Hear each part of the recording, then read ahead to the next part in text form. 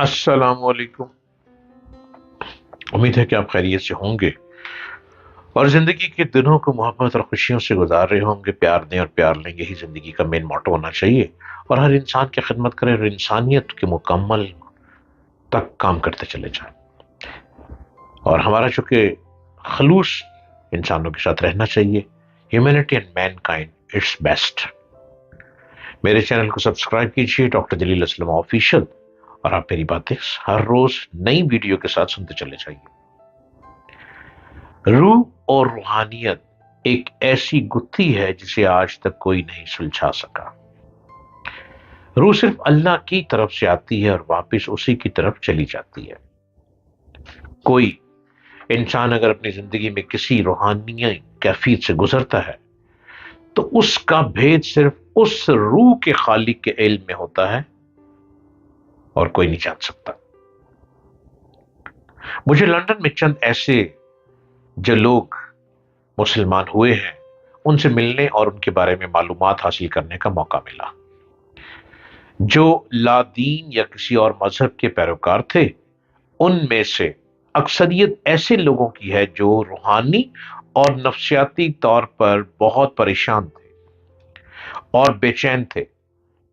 انہوں نے کسی کے کہنے پر یا اپنے طور پر قرآن پاک کو ایک کتاب کے طور پر پڑھنا شروع کیا تو رفتہ رفتہ ان کی بے چینی اور ڈپریشن میں کمی آنا شروع ہو گئی۔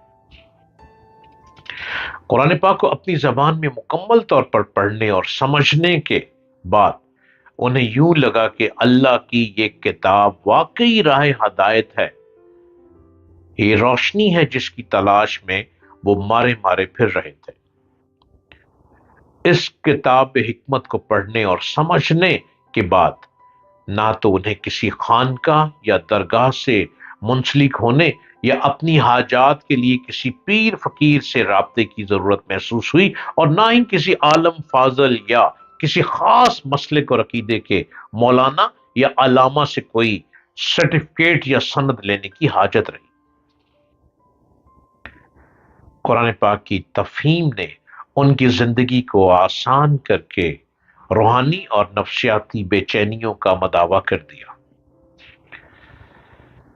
اگر ہم پیدائشی مسلمانوں کا ان جو ابھی مسلمان ہوئے ہیں سے موازنہ کریں، جنہوں نے قرآن پاک کو اور سمجھ کر ہوش و حواس سے اسلام قبول کیا ہے، تو ہمیں دونوں طرح کے مسلمانوں کے رویوں، طرز فکر، طرز زندگی اور ترجیحات میں واضح فرق نظر آئے گا۔ پیدائشی مسلمانوں کی اکثریت نے قرآن حکیم کو صرف عربی میں پڑھنے کے لیے برکت اور ثواب کی کتاب سمجھ رکھا ہے، جبکہ جو ابھی خود نئے نئے لوگ مسلمان ہوئے اسے کتاب ہدایت سمجھ کر اسے اپنی زبان میں پڑھتے اور اس پر عمل کرتے ہیں۔ یہی وجہ ہے کہ آج غیر مسلموں کے مقابلے میں مسلمانوں اور خاص طور پر پیدائشی مسلمانوں کی زندگیاں روحانی اور نفسیاتی طور پر زیادہ بے چین، بے سکون اور ڈپریشن میں۔ اللہ ہم پیدائشی مسلمانوں کو توفیق دے کہ ہم قرآن حکیم کو کتاب ہدایت سمجھ کر اپنی زبان میں پڑھیں اور اس پر عمل کریں۔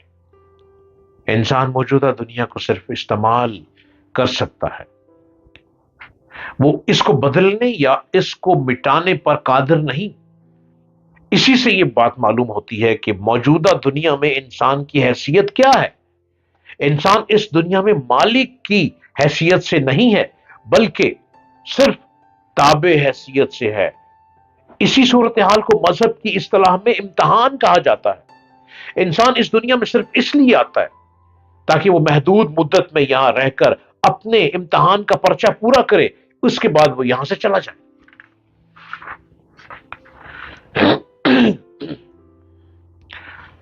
اس سے زیادہ کسی اور چیز کا اس کو اختیار نہیں۔ بعض انسان دنیا کے حالات سے مایوس ہو کر خودکشی کر لیتے ہیں۔ وہ سمجھتے ہیں کہ اس طرح وہ اپنے آپ کو ختم کر رہے ہیں، مگر ایسا ہونا ممکن نہیں۔ جس طرح دنیا کی اس توانائی کو مٹایا نہیں جا سکتا جو مادے کے روپ میں ظاہر ہوئی ہے، اسی طرح یہاں اس توانائی کو مٹانا بھی ممکن نہیں جو انسان کی صورت میں موجود ہوتی ہے۔ انسان کے اختیار میں خودکشی ہے، مگر انسان کے اختیار میں دوبارہ زندہ ہونا نہیں۔ یہ صورتحال علامتی طور پر بتاتی ہے کہ انسان کا معاملہ اس دنیا میں کیا ہے۔ انسان کو یہ اختیار حاصل ہے کہ وہ حقیقت واقع کا انکار کر دے، مگر حقیقت واقع کو بدلنا اس کے لیے ممکن نہیں۔ انسان کے یہ اختیار حاصل ہے کہ وہ سرکشی کرے، مگر سرکشی کے انجام سے اپنے آپ کو بچانا اس کے لیے ممکن نہیں۔ انسان کو اختیار ہے کہ وہ اخلاقی پابندی کو قبول نہ کرے، مگر اخلاق کی مطلوبیت کو کائنات سے مٹا دینا اس کے لیے ممکن نہیں۔ انسان کے یہ اختیار میں ہے کہ وہ جو چاہے کرے، مگر اس کو یہ اختیار نہیں کہ اپنے چاہنے ہی کو وہ اس معیاری اصول کی حیثیت دے جس کے مطابق بالآخر تمام انسانوں کا فیصلہ کیا جانے والا ہے۔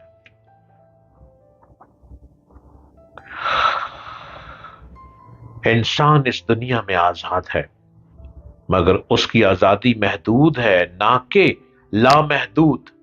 سب سے اہم بات اپنی کمزوریوں کو دور کرنا ہے جو کہ آپ کی کارکردگی کو اچھا بنانے میں آپ کی رکاوٹ کو ختم کر دے گا۔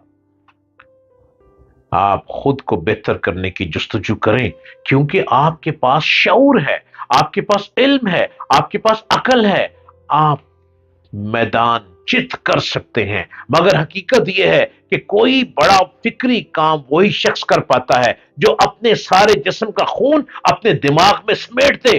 بہت سے لوگوں کا حال یہ ہوتا ہے کہ وہ اپنی قوت کو تقسیم کیے ہوئے ہوتے ہیں، وہ اپنے آپ کو ایک مرکز پر یکسو نہیں کرتے، اسی لیے وہ ادھوری زندگی گزار کر اس دنیا سے چلے جاتے ہیں۔ ہر کام آدمی سے اس کی پوری قوت مانگتا ہے۔ وہی شخص بڑی کامیابی حاصل کرتا ہے جو اپنی پوری قوت کو ایک کام میں لگا دے۔ اپنے آپ کو بہتر انسان بنا سکتے ہیں آپ خود۔ ذرا ہمت کیجئے، ہماری باتوں کو غور سے سنیے، حوصلہ ہم آپ کو دیتے ہیں۔ میدان میں آپ نے اترنا ہے اور اپنے آپ کو بہترین انسان ثابت آپ خود کر سکتے ہیں۔